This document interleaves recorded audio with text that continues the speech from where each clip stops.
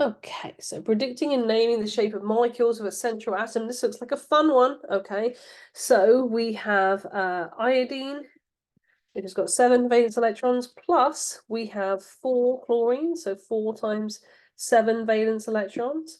And we have a -1 charge, so that's going to take us up to 36 valence electrons, if I can count. Okay, so if we put iodine in the central and then join it up with chlorines, what do we get?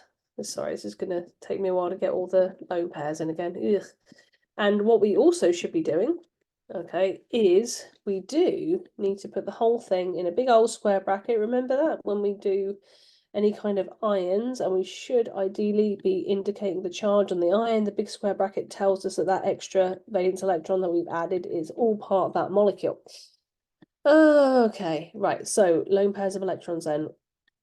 What have we got? Give chlorine some. I need like some kind of stamp that just puts 6 dots around something. Someone needs to invent that for Zoom. That'd be super helpful, right? Okay, so Lewis structure first, then we'll worry about electron group geometry, and then we'll worry about molecular geometry.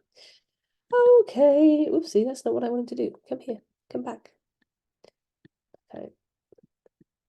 Okay, let's have a count up then. So in the bonds, 2, 4, 6, 8, and then 10, 12, 14, 16, 18, 20, 22, 24, 26, 28, 30, 32 valence electrons. Not enough. We need 36.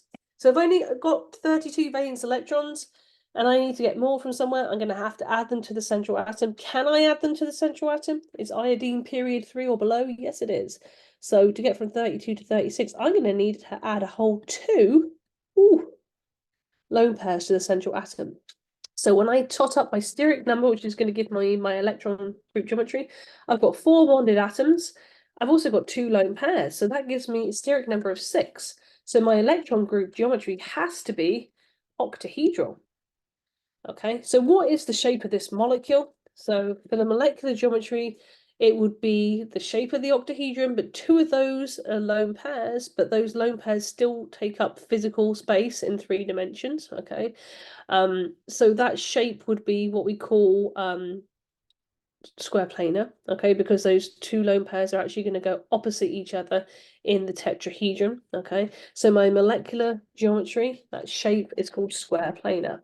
So what would the bond angle be, okay? The bond angle should be, well, between all angles in the octahedron, it's 90 degrees, okay?